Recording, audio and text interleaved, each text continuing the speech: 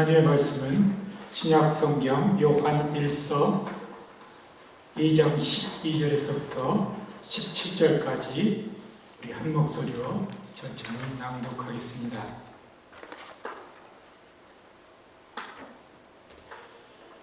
자녀들아, 내가 너희에게 쓰는 것은 너희 죄가 그의 이름으로 말미암아 사함을 얻음이요, 아비들아, 내게 너희에게 쓰는 것은 너희가 태초부터 계신 이를 알미요, 청년들아, 내가 너희에게 쓰는 것은 너희가 악한 자를 이기었음이니라. 아이들아, 내가 너희에게 쓴 것은 너희가 아버지를 알았으며, 아비들아, 내가 너희에게 쓴 것은 너희가 태초부터 계신 이를 알았으며, 청년들아, 내가 너희에게 쓴 것은 너희가 강하고 하나님의 말씀이 너희 속에 거하시고 너희가 흉악한 자를 이기었음이라. 이 세상이나 세상에 있는 것들을 사랑하지 말라.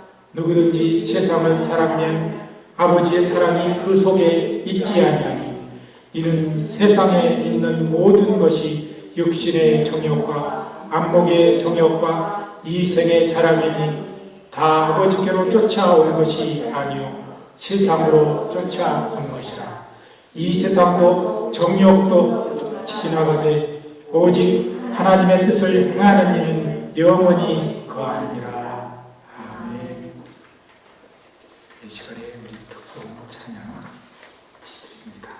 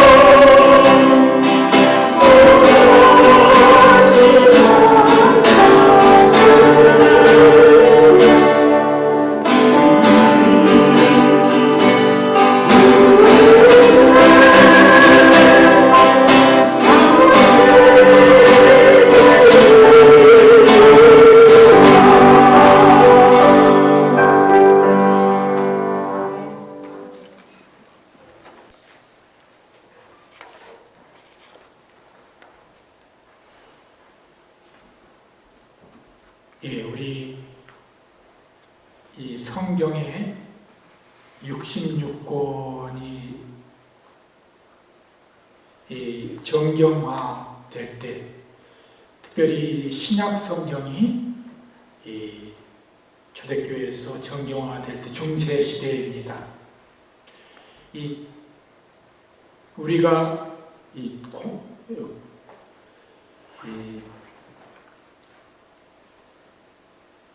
야고보서, 그 다음에 베드로전서, 요한 1, 2, 3서 이 공동서신이라고 그러는데 제가 그 말이 얼른 안 나와서 죄송합니다. 이 공동서신을 순서를 정할 때 어떻게 정해야 되나 이렇게 생각을 고심 끝에 서로 의논하다가 이 초대교회 시절에 가장 초대교회에서 권위 있고 가장 모든 사람이 리더가 되었던, 교회 리더가 되었던 분이 누구인가 해서 그것이 예수님의 동생 야고보라고 생각해서 이 야고보를 제일 먼저 정하고, 그 다음에 예수님의 제자 수제자인 베드로를 그 다음 베드로서를 넣었다고 합니다. 그리고 마지막으로 요한 1, 2, 3서를 넣고, 그리고 유다서를 다음에 이제 요한계시록을 넣었다고 합니다.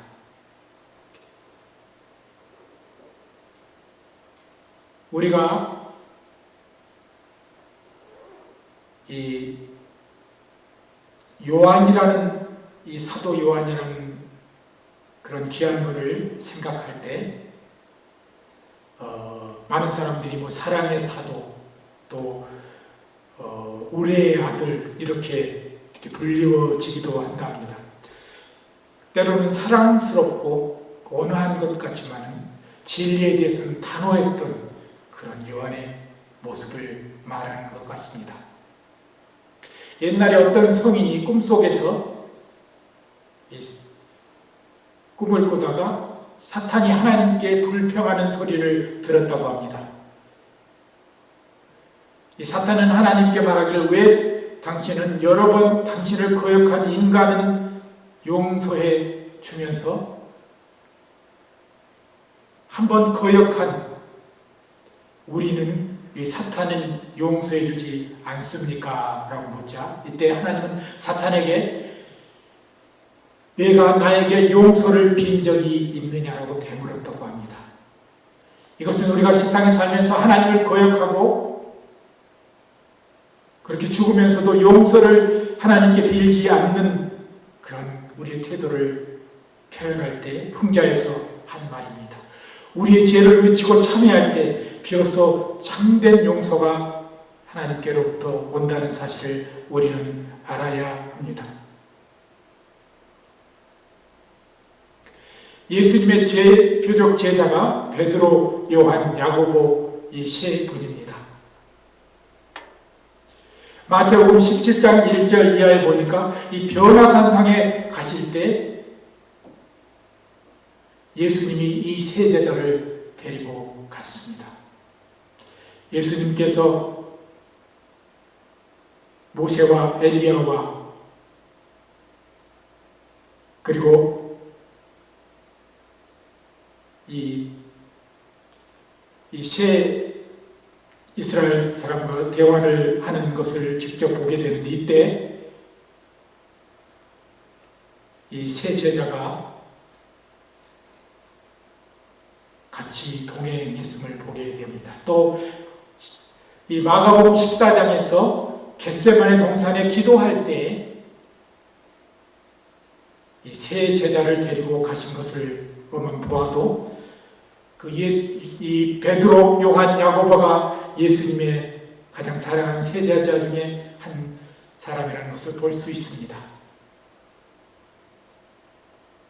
그런데 이 예수님이 십자가에 못 박혀 돌아가실 때 오직 사도 요한만이 예수님의 십자가 밑에 있었습니다.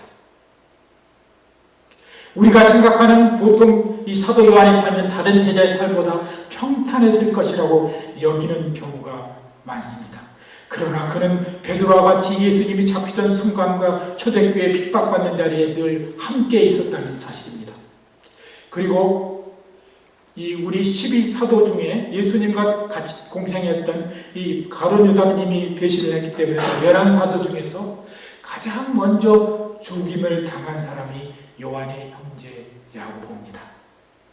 그는 가장 어렸을 때부터 함께 고락을 같이 했고 주님의 같이 불리워졌던 그 자기의 동생 야고보가 헤롯에 의해서 살해돼 순교당한 것을 지켜봐야만 했던 그런 험난한 시간도 그는 겪었던 사람인 것입니다. 다른 사도들처럼 힘든 사도의 삶을 살았지만 베드로처럼 요란하고 굴곡 있게 살지는 또 않았던 것 같습니다. 그러나 사도 요한은 주 앞에 충성된 삶을 살았습니다. 요한복음 13장 23절 24절에 보니까 예수의 제자 중 하나 곧 그의 사랑하시는 자가 예수의 품에 의지하여 누웠는지라. 그가 예수의 가슴에 그대로 의지하여 말하되 주여 누구오니까 라고 이 예수님의 성만찬에서 이 사도 요한의 모습을 잘 표현해 주고 있는 것입니다. 이 모습을 보면 그가 얼마나 예수님의 공생의 주님과 가장 가까운 곳에 있었던 것을 우리는 알 수 있습니다. 그래서 때로는 이 베드로에게 약간의 부러움과 질시를 받기도 했다는 사실이 나오는데 요한복음 21장 20절 이하에 보면 알 수 있습니다.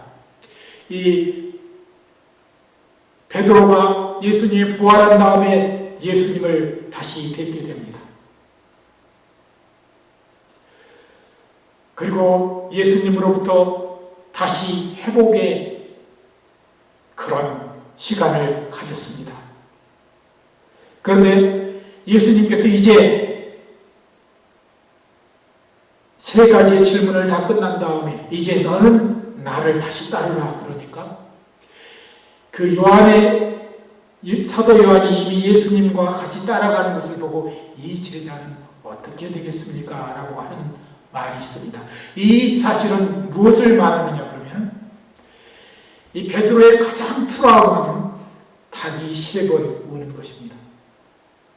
베드로의 가장 정말 생각하기 싫은 순간이 있는데 그것은 바로 예수님을 붙잡시던 그날 밤에 예수님을 부인한 사건입니다.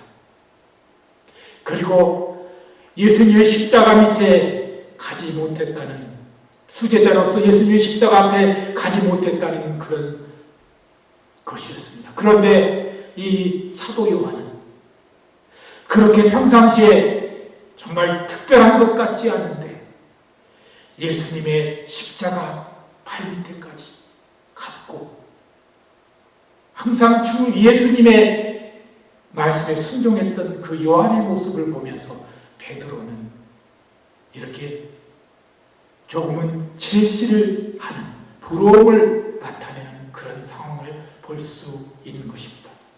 그래서 예수님이 베드로에게 말합니다.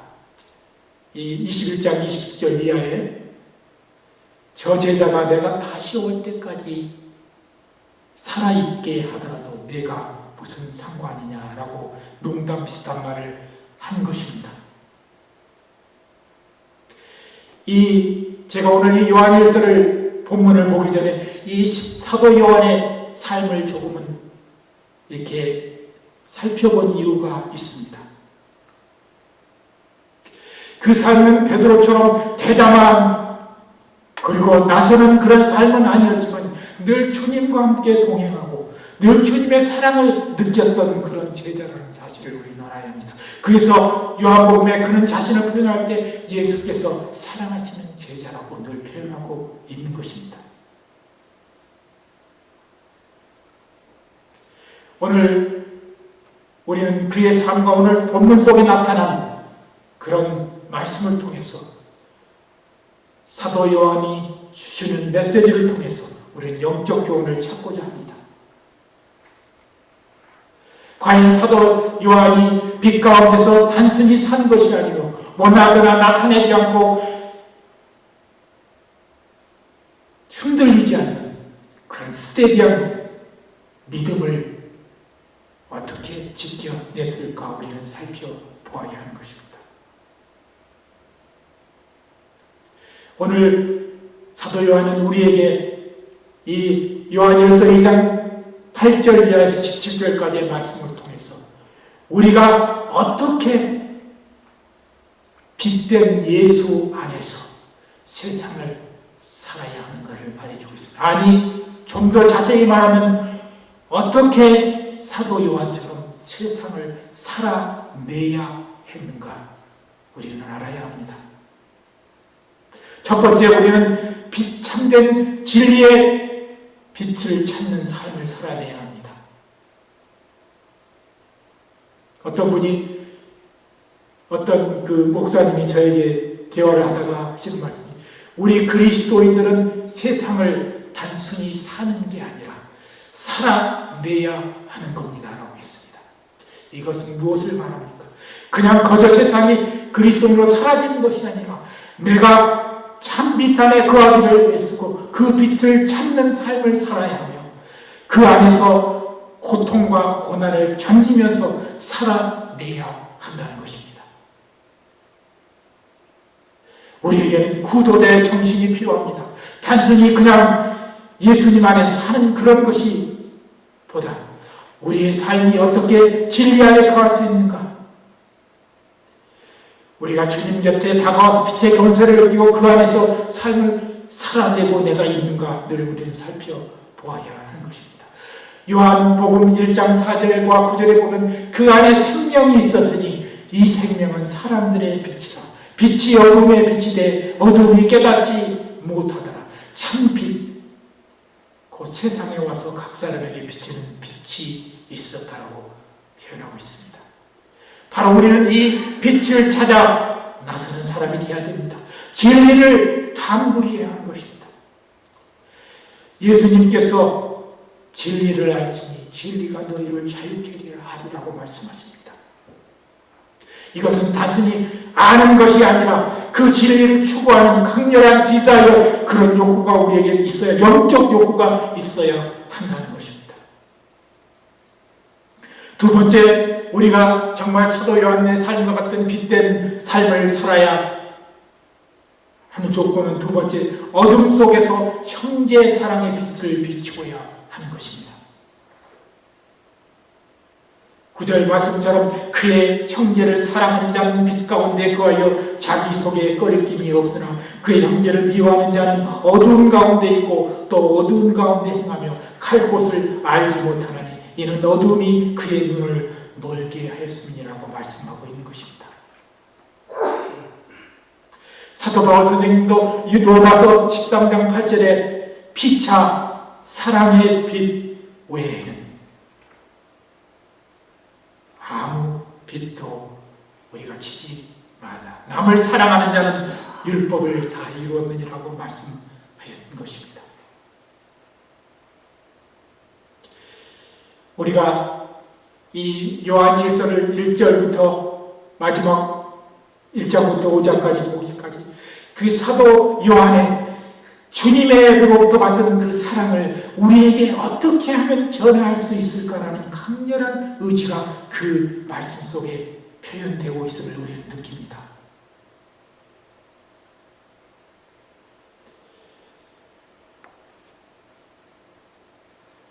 우리가 그리스도의 사랑의 빛을 가져야만 우리가 진정 빛 가운데 거하는 그런 사람이 될 수 있는 것입니다. 하나님을 사랑하기보다 형제를 먼저 사랑해야 하는 것이 우리 믿는 자의 도리인 것입니다. 왜냐하면 우리는 하나님을 우리가 제대로 사랑할 수 없기 때문입니다. 그 하나님의 사랑처럼 우리가 같이 주님과 사랑할 수 없기 때문인 것입니다. 두 번째, 죄송합니다. 세 번째, 책망보다 늘 사람의 긍정의 모습을 찾아 위로와 칭찬을 주어야 합니다. 여러분, 오늘 이 12절부터 우리가 낭독을 했는데 이 말씀을 자세히 부분을 살펴보면 얼마나 이 사도 요한이 그때 당시 자기와 보낸 편지 그런 성도들에게, 소아시아에 있는 성도들에게 얼마나 칭찬을 하고 싶어 하면서 칭찬을 가장 많이 하는, 자기가 그 마음 깊은 곳에서 그들을 사랑하는 그 마음, 그들을 칭찬하고자 하는 그 말을 여러 번 반복한 것을 보게 됩니다. 자녀들아, 내가 너에게 쓰는 것은 너희 죄가 그의 이름으로 말미암아 사함을 얻었으며, 아비들아, 내가 너희에게 쓰는 것은 너희가 태초부터 계신 이를 알미요, 청년들아, 내가 너희에게 쓰는 것은 너희가 악한 자를 이기었다는 말하면서 과거 완료형을 말하고 있습니다. 아이들아, 내가 너희에게 쓰는 것은 너희가 아버지를 알았으며, 아비들아, 내가 너희에게 쓴 것은 너희가 태초부터 계신 이를 알았으며, 청년들아, 내게 쓰는 것은 너희가 강하고 하나님의 말씀이 너희 속에 거하는 자를 이기었음이라고 칭찬하고 있는 것입니다. 이 사도 요한은 이 마지막 부분에 너희가 세상의 육신의 정욕과 안목의 정욕과 이세의 사랑을 버려라 하고 얘기하기 전에 몇 번이고 그 사람들을 칭찬하고 그 사람 속에 있는 긍정적인 것들, 그 사람 속에 있는 아름다운 것들을 자꾸 북돋아주고 그들로 하여금 새로운 그리스도 안에서 힘을 얻게 하도록 했다는 것입니다. 오늘날 많은 교회 안에서 남들을 비판하는 것을 쉽게 합니다. 그러나 남들을 칭찬하는 것에는 인색한 것이 우리의 성도의 지금의 모습입니다. 예수를 처음 믿으면 다른 사람의 잘못된 것이 나의 잘못된 것보다 먼저 비춰졌던 것이 나의 경험인 것 같습니다.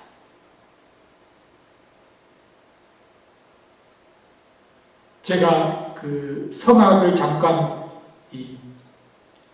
어떤 그 지휘자한테 배울 때 하시는 말씀이, 이 성악을 음을 이렇게 발성을 잘 처음에 어느 정도 익히게 되면은 제일 먼저 자기의 잘못하고 있는 부분이 생각나는 것이 아니라 다른 사람이 노래 부르는 발성을 먼저 꼬집고 발견해낸다고 합니다. 우리의 신앙의 단계도 마찬가지인 것 같습니다.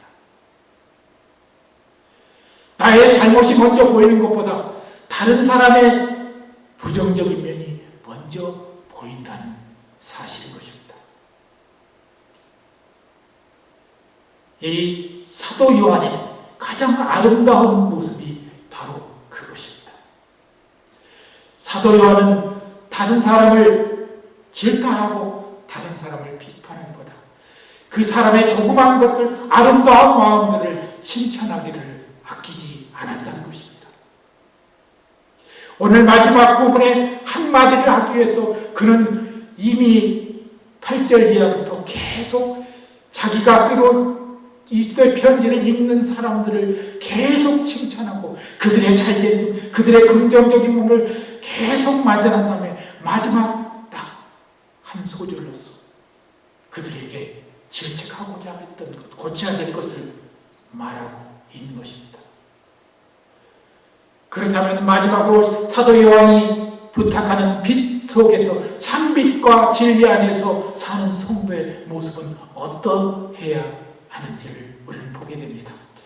육신의 정욕과 안목의 정욕과 이생의 자랑을 우리는 버려야 하는 것입니다. 세상에는 쾌락의 권세에서 쾌락에 누리고자 하는 그런 욕망 속에 사는 우리가 있습니다. 또 이 권세를 가지고 누리고서 사는 그런 지위와 유명세를 가지려는 인간의 욕망이 있습니다.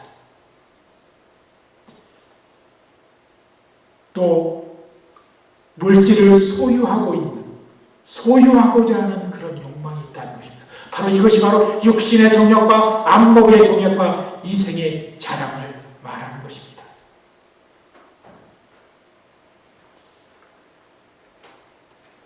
육신의 정욕이란 영과 무관한 인간의 모든 정욕을 뜻합니다. 정욕이란 영적인 것을 배제하고 세상을 바라보는 눈을 말합니다. 인간적인 판단은 거의 눈으로 사물을 보고 그렇게 판단합니다. 눈으로 아름다움을 느끼고 그것을 소유하고 싶은 그 자체가 악하다는 것이 아닙니다. 그러나 창세기의 하와처럼 저런 한계를 벗어나는 욕망은 인간을 파멸에 이르게 하는 것입니다. 이생의 자랑은 자기가 세상에 소유한 것을 다른 사람에게 과시하고자 하는 욕망인 것입니다.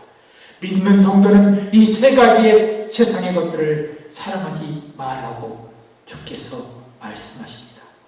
그래서 성 어거스틴이 말하기를 인간에게 있어 중요한 것은 잘 사는 것이 아니라 영원히 사는 것이라고 했습니다. 우리가 세상을 단순히 사는 것과 살아내는 것은 분명히 다릅니다.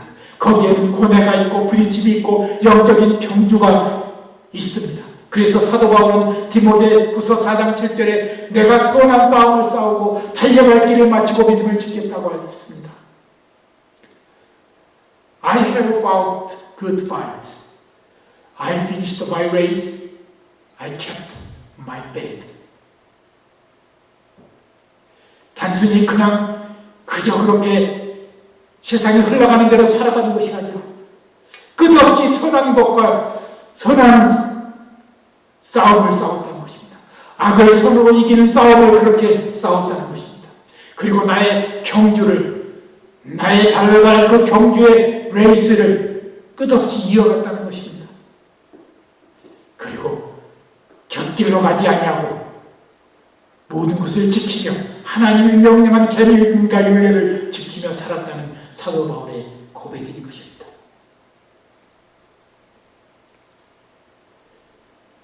영어에 삶을 산다는 말을 to believe 또 to come alive 라고 표현합니다. 둘 중에 하나입니다.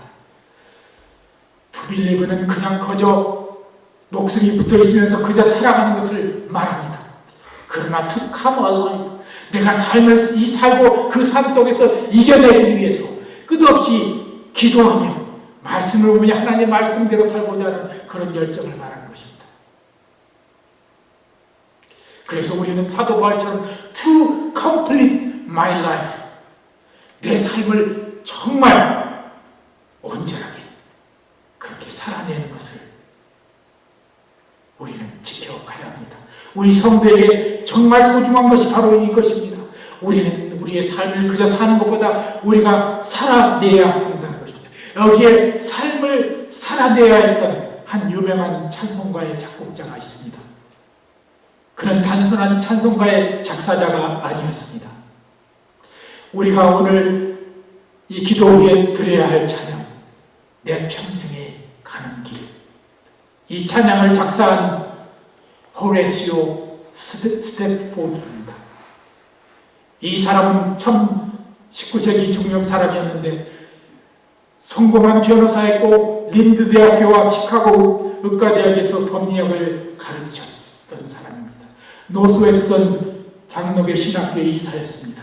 또한 그는 전도자인 무디와 절친한 친구로 무디교회 회계집사와 주일학교 교사로 섬겼던 성실한 성도였습니다. 그런데 이처럼 탄탄대로를 걸어가던 그리스도인이 43세가 되던 해 1871년 시카고에 대화재가 있었는데 그의 재산이 반 이상이 타버렸다고 합니다.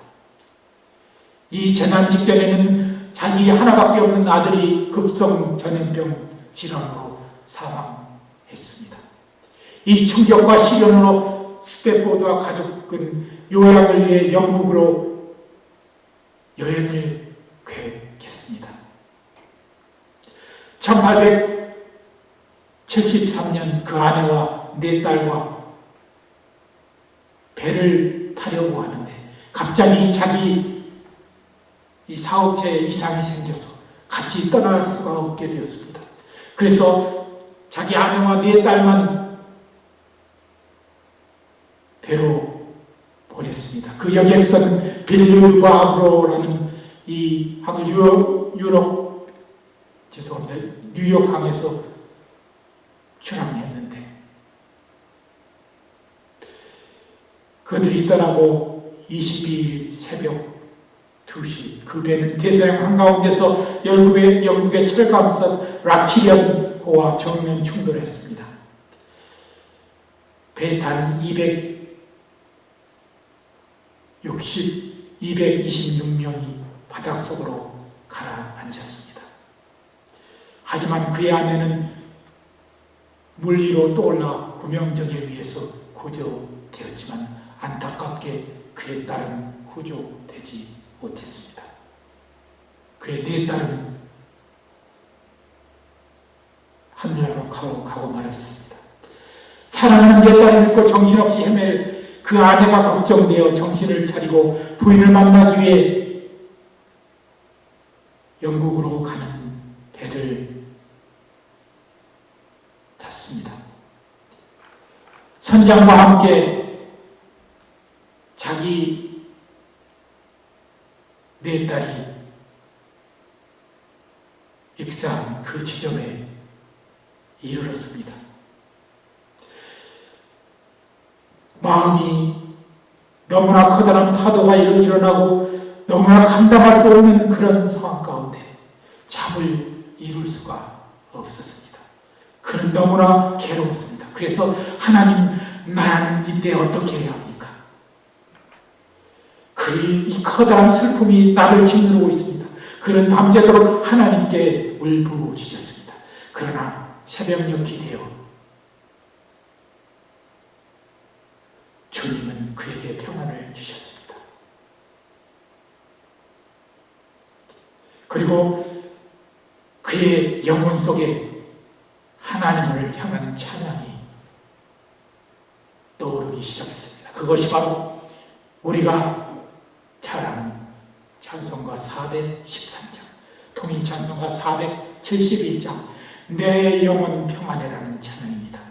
아침이 되자 스펠포드는 주님이 10년간으로 시를 썼고 시카고로 돌아온 후에 유명한 작곡가 필 볼리스라는 사람에게 이 가사를 주어서 찬송가를 시게 한 곡이 바로 413장 내 평생에 가는 길입니다. 우리는 이 호레시오 스펠포드라는 이 사람의 삶을 보았습니다. 그는 삶을 그저 사는 것이 아니라 정말 아픈 가슴을 안고 그 삶을, 그 고난을 엮여지는 그것들을 살아내야 했던 그 우리 영적인 믿음의 선진의 한 사람의 모습을, 그 삶을 보았습니다. 우리는 이제 우리도 때로는 우리의 속의 고난과 역경이 우리에게 다가옵니다. 때로는 나로 인해서 다른 사람에 의해서 전혀 생각하지 못한 아픔으로 우리에게 다가오기도 합니다. 그러나 우리는 그 삶을 이겨내야 하는 것입니다. 아니, 그 삶을 승리하며 나아가야 하는 것입니다. 사도 요한이 결국 순교를 당했지만 마지막까지 주님의 그 명령하신 것을 지키고 아름답게 삶을 마감했던 것처럼 우리도 그렇게 하나님이 주신 귀한 삶을 살아내야 하는 것입니다. 그래서 주님으로부터 칭찬받는 사도 바울의 고백처럼 의로우신 재판장이 나를 위하여 면류관을 예비한다는 그 소망을 가지고 우리는 오늘 또 삶을 살아내는 그런 믿음의 교회 성도들이 되시기를 예수 그리스도의 이름으로 간절히 기도드립니다. 같이 기도합니다. 이 세상에 있는 것들을 사랑하지 말라.